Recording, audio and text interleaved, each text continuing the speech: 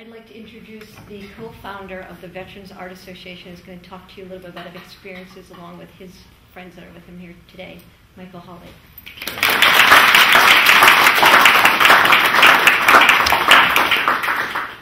Thank you very much to everybody at the Golden Thread, Kate, Patricia. Thank you for having us. Thank you for letting us come here and talk, and show our work, and talk about war and the arts of war, essentially. I want to thank everybody for coming here. It's great. We used to not be able to fill,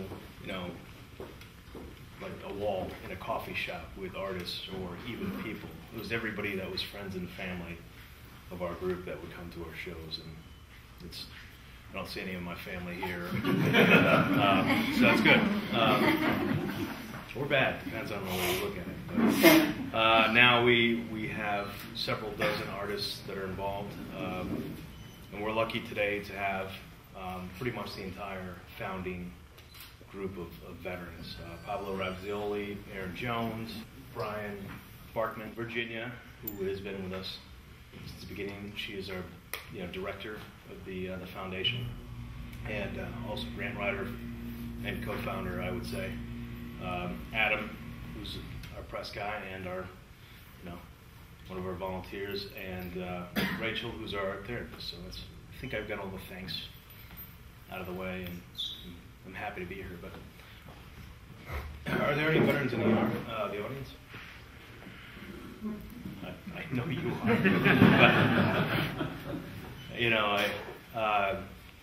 But, are family members of veterans? So, yeah, much bigger percentage. So, you kind of have seen a different side of, war. You saw the aftermath, or you felt, like you're part of the war when your husband, your wife, your father, your brother, your sister came back from Vietnam or went to the World War II. You kind of know a little bit about what we go through because you've seen the aftermath. But in 2008, all of us met and became friends at the Vet Center, which is a counseling center for veterans. And we decided to create a nonprofit art foundation to help ourselves through the arts to heal. And when we started, we had three artists. We had 3 photographers, a couple writers, a couple people that have done some film work, but we were nothing compared to what we are now, and we built. And I'm going to introduce the people that are talking. I can talk for an hour myself. I'm very good at that. But we also played well off each other. If I was just up here speaking myself, I would stutter, I would screw up, I wouldn't know what I was talking about. But like in the military, we work well as a team, and we bounce off each other. We have cohesion, we have a goal, which is to make it enjoyable talking, to inform you about war and art. And that's what we're going to do. I'll give a quick story of how I came into this. I started screenwriting. That was my forte. I have a screenplay in my car if anybody wants to buy it. It's sitting there because I'm supposed to drop it off at someone, But I've moved into photography and other forms of writing. But I grew up in Glastonbury. It's kind of a rough town, as we all know, across the river. Yeah. And I joined the military in 2003, and I was thinking that, if I'm going to Alaska, the closest place I'll go to is Afghanistan or Korea. I won't go to Iraq, which I didn't believe in at the time. Went to Iraq with a Stryker unit. Did 12 months of combat tours. It was, it had varying degrees of danger and violence. As they can tell you, it's more of a waiting game. You never know when anything's going to happen. You could run over a bomb with your vehicle 4 or 5 times a day, and then the next guy behind you will blow up. You never know. That's what the big fear in war is. It's not gunfights or snipers. It's really the unknown, the bombs, the ambushes. that wasn't a huge problem for me. I mean, I was constantly in fear of this, but it wasn't palpable at the time for me. And when I was part of the first wave back from this Alaskan Striker Brigade that I was with, and first day back was pretty chaotic, and since we're in a monastery or religious building, I won't get into too many details, but it was wild, because you're unleashed. You can't drink, you don't have any relationships, you don't have pretty much anything. You're pretty much withdrawn from the world. You have emails and phone calls, but it's really not the same. You're under regulations. You can't do much, so you're kind of unleashed back on the civilian population. And that was all good for a day or two, and then the media told us that we were going back, that our unit was not done, So we were in Alaska thinking we were done with our 12-month tour. We were home, we had plans. I had plans to go to Vegas. I had plans to see my family, and it all mapped out, and then they sent us back to Iraq. And it was 3 weeks where we didn't actually know if we'd end up back there or not. That's where really my struggles came from. Having the rug ripped out from underneath me, and I can't really do it justice talking about it. You really have to be there, which is kind of not good.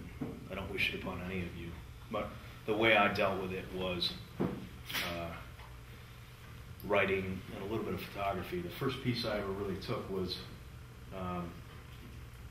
is here. We have a little bit of show and tell from some of our artists, including myself, was a waterfall when I was on medical leave for a two-hand touch football injury in Iraq. So it was not a very good story. It was where it happened, not the injury itself. But we have some of these pieces that we brought with us today. And we all bring war with us wherever we are. It's within our soul. It's within us now.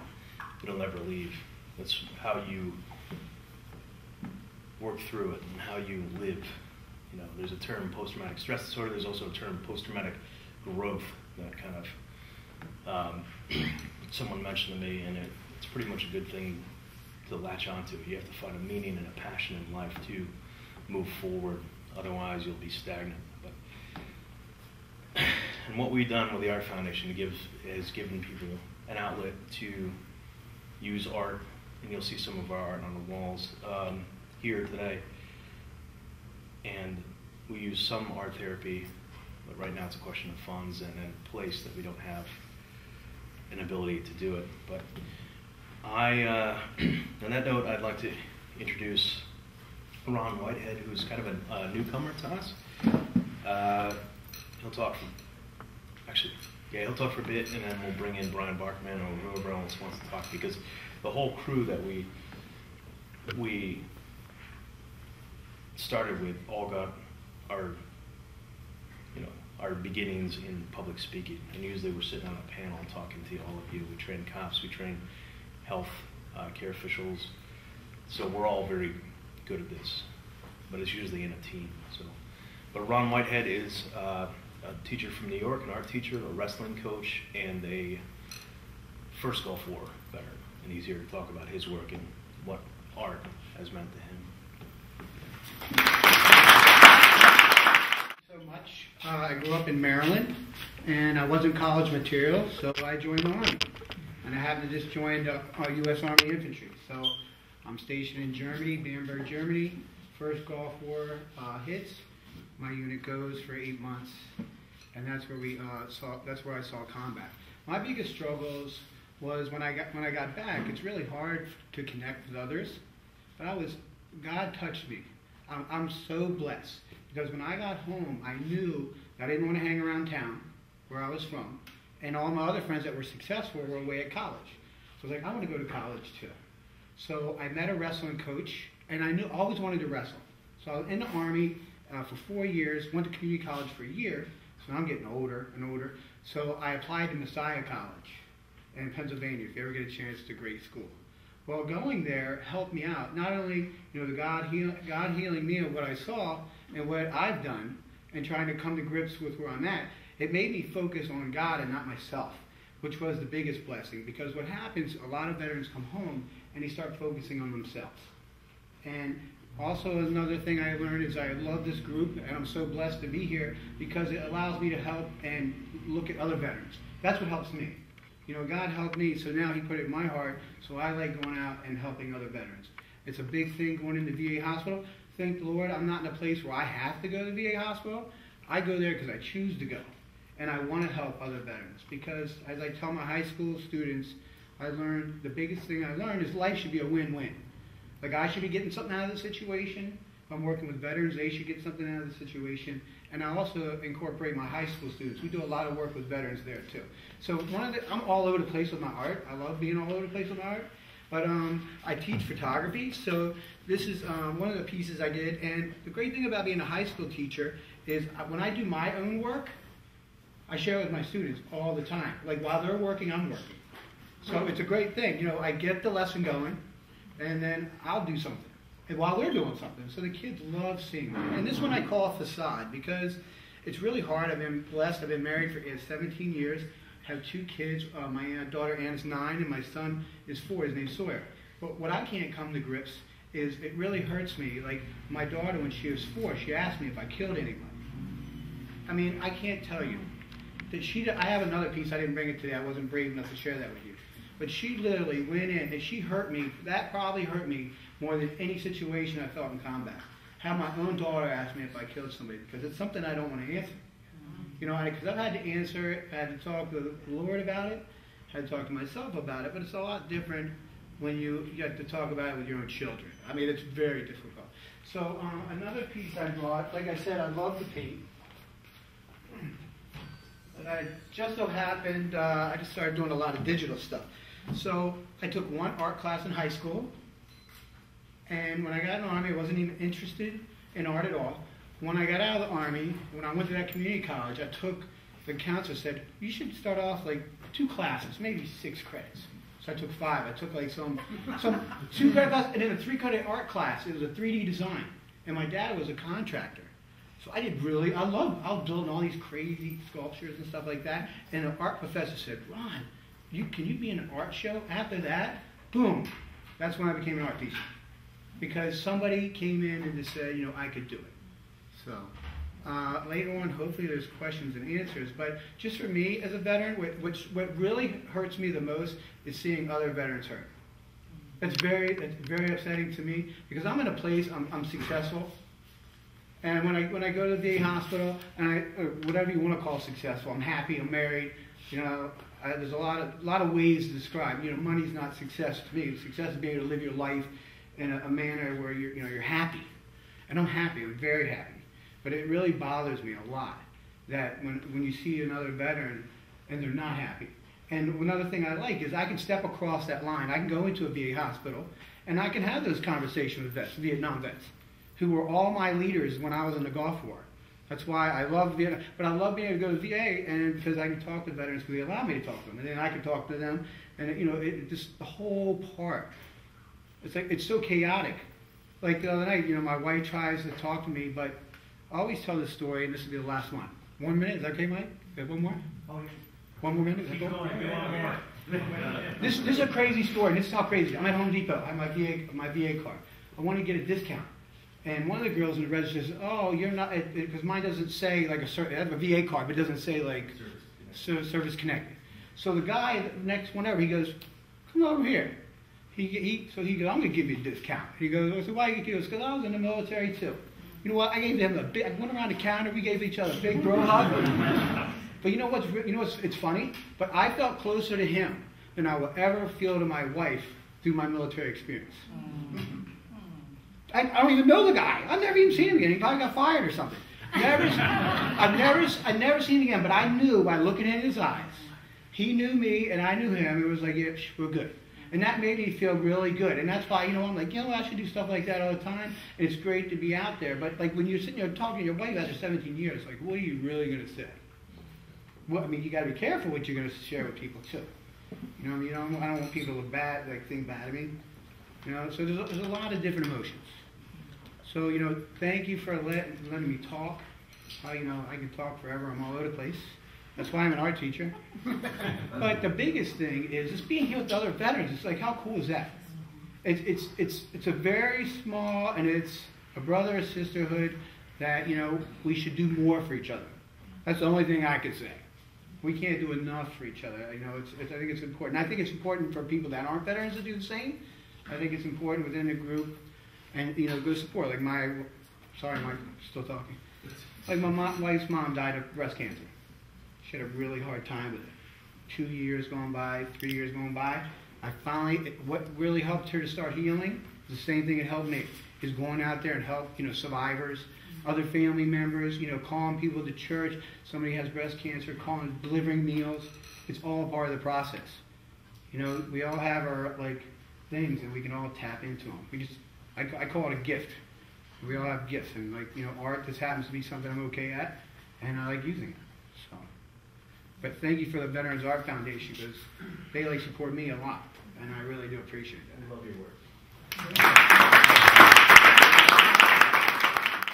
I joined the Army when I was still in high school at 17, because I wanted to, like, prove myself as a man, go to war, hoorah, all that good stuff. Got the chance when 9/11 happened and went to Iraq. My story is similar to a couple other guys who I'm not sure if are speaking or not. I'm not sure what the way it's going to go, but and that are in the room today. So got to Iraq, full of piss and vinegar, wanted to go take it to the bad guys.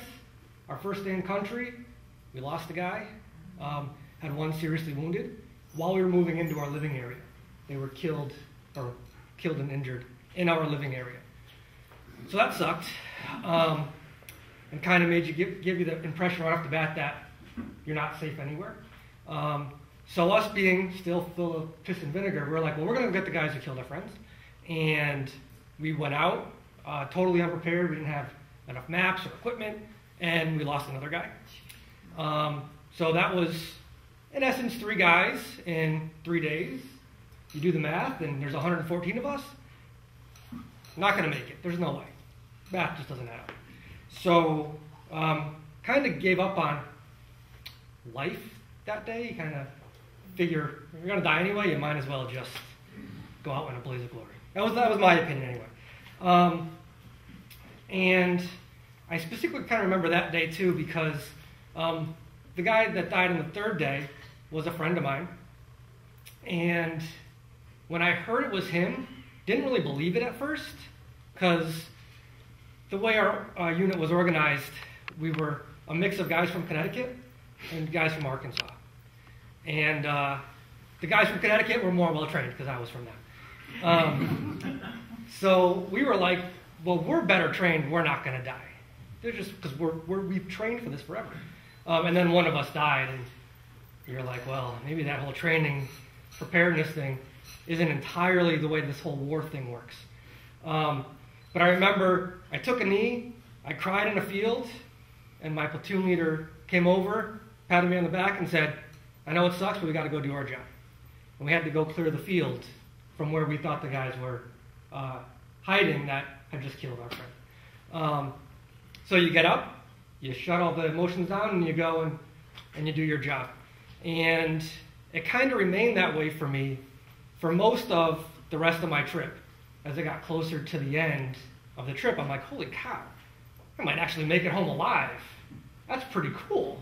And then I got the opposite way of, instead of being overly uncautious, that's not the word I'm looking for, but sometimes words escape me. I was overly cautious. I wanted to wrap myself in a Kevlar blanket when I walked outside the wire, because I didn't want to die at that point. Because it would have sucked to die right before you go home.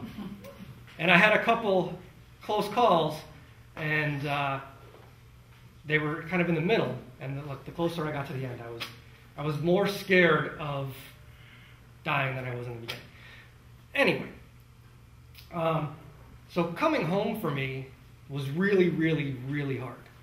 I got home, and kind of all the emotions that I'd been bottling up for all that time came flooding out, and I didn't know how to control it.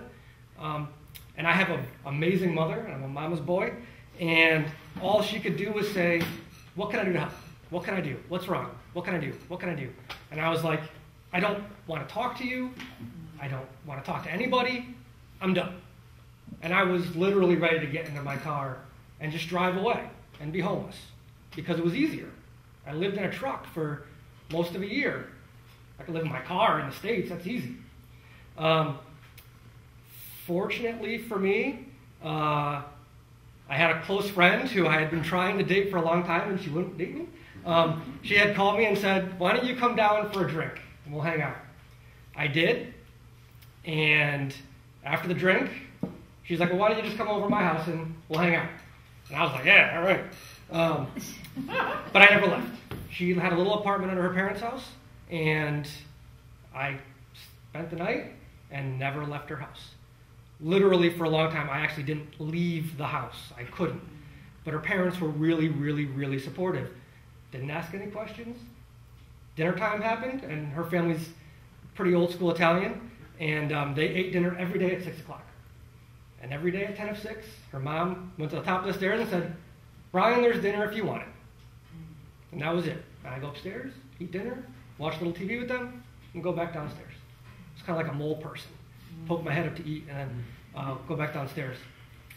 But really, if it wasn't for that environment of that acceptance that I had just gotten back and I needed a little time to compress, it wasn't my mom, which made it really helpful, but it was a mom who gave me some support when I needed it, I would be homeless right now and living on the street and not knowing what I was missing. During that long period of bad, couldn't hold a job. I worked at the mall for a little while and doing sales, which is a horrible idea for an infantry guy who just got back from Iraq. And I'd have people tell me like I was wrong, and what do you know? And I had bad acne and stuff. I was like 22, 23, 20, I don't know. And they'd be like, you're a little idiot kid, what do you know? And I'm like, I don't think you understand who you're talking to, I'll kill you. Which in retail, and I worked on commission, not good, asked politely not to come back the next day. The return home from was really hard for me. Luckily, I had some friends who were really supportive, and we realized that we were struggling and wanted to get a group together to start talking. So we had a group therapy session, and the two of the guys who started that are in the back of the room, and we realized that we were having a problem, so maybe everyone is having a problem. So we tried to get our Connecticut group, 36 of us deployed, 34 came home. We wanted all 34 of us to go get together and have therapy because it helped us. We wanted to help everybody else. That didn't necessarily work because everyone copes in different ways.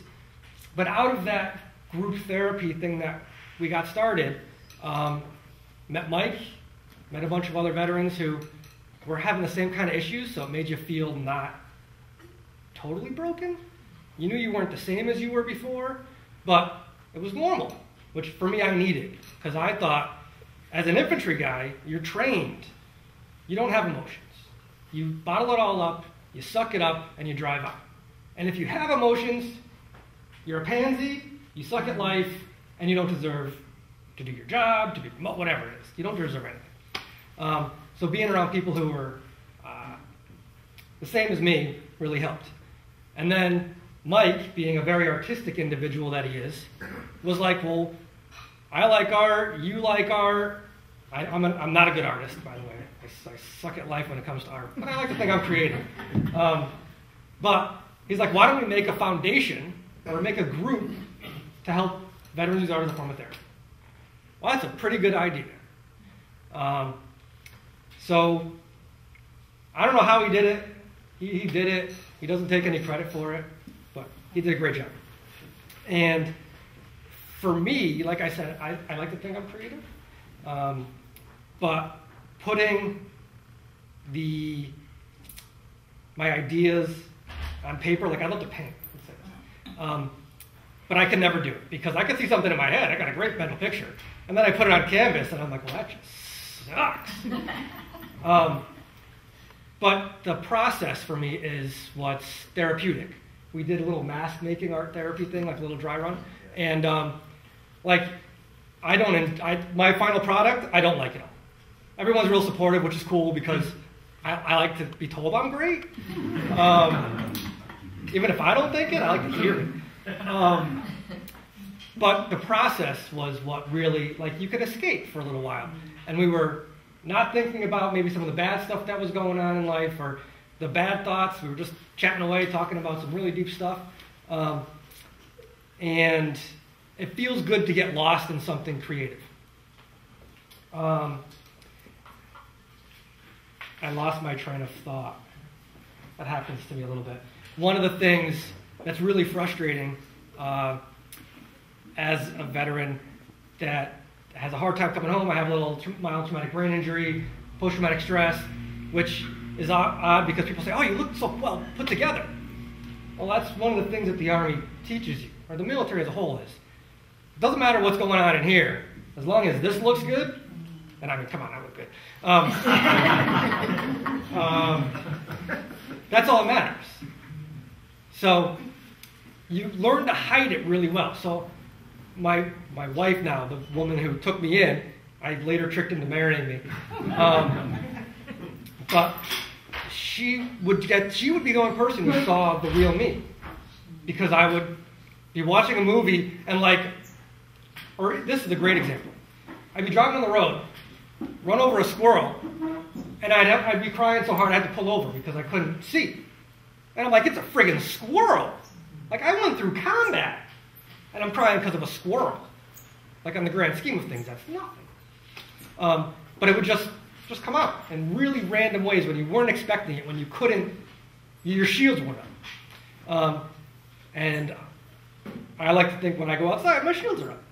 And we did a mask making class, and in reality, in my opinion, we all, and one of the guys said this, Pablo said this, we all wear masks.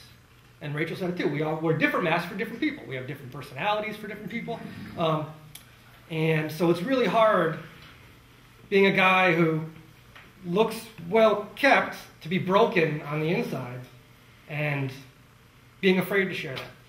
So what the Art Foundation kind of gave me was other people around who were creative and open-minded that you could be broken on the inside with. And having those people around really, really helped me. And the creativity part of it really, really, really helps. And everyone says, like me, I'm totally guilty of this, I'm not an artist. Well, let's be honest. Everything is art. I can spill my coffee on the floor, take a picture of it, and it's art. Because I call it art, right? So, and people will buy it, which is cool.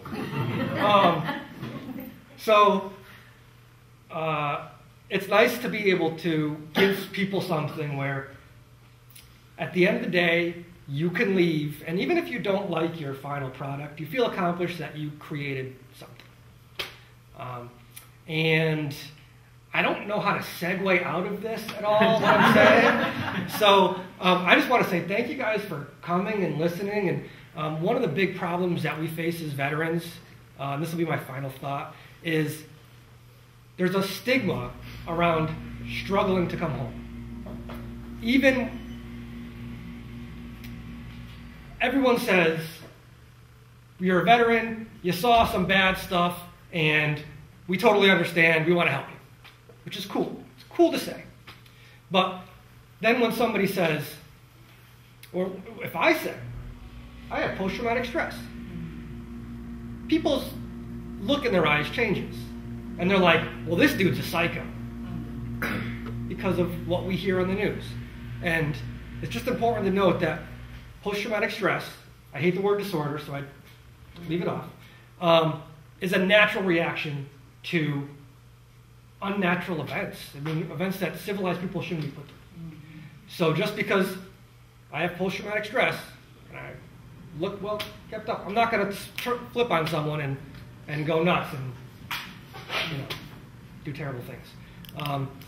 And most other veterans won't as well. So if we can get rid of that stigma, more people will come out and say, I need help.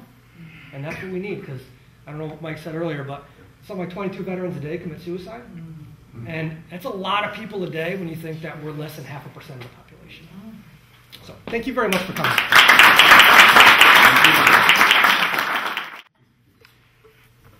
I think probably the important thing about today is your willingness to connect with what else is going on in the world through this artwork. Combat is a little bit like the research and development of the psychology of human beings. You know, it's where the strangest things are happening that you couldn't put people through ethically. So it breaks us. And your presence here is a choice to look behind the curtain and see what's back there that we have brought back. And it feels good that someone wants to visit us there.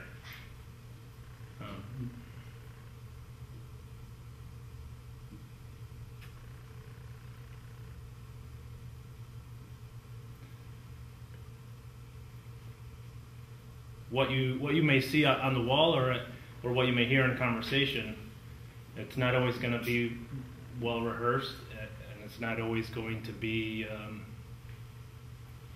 you might have people calling themselves bad artists. We do learn to judge each other pretty harshly in the military. It's a hard habit to break. But really, it is an act of extreme courage to once again decide to put yourself out there in a new way, in an area that may be new to you, and to be vulnerable in a whole new way. Being a male in the United States and then being a male in the military adds barriers to that openness, to letting our dark stuff out. It is not cool, and nobody's buying stuff because vulnerable men are on commercials. So for that, I recognize you all. It's not always the person doing the leadership, but the first one who decides that that's the right direction to join that first person. And that's what makes them a leader, is to have someone to go with them. And our trip back from where we came, psychologically and spiritually, will go a lot better if more people support our artwork just by listening and coming to look at it. So, thank you. Thank you all for coming here today. And as you know, and are enjoying this beautiful gallery space that we have, that we're so thrilled with, that we can exhibit such profound professional and emerging artists. I must say the real motivating factor that comes into play with Tricia and I here is our passion of connecting art to society and to people, and we couldn't be more honored to be part of helping the veterans. Thomas Merton has a quote, and it says, "Art helps us to find ourselves and lose ourselves at the same time." And what Victoria and Pablo were talking about, it's a scary place to go, but we all, I think, come out a better person if we're courageous enough to go there. So I just wanted to say, first and lastly, and most importantly, thank you to all you veterans who allow us to live in this amazing country safely and protect our freedom. Thank you so much.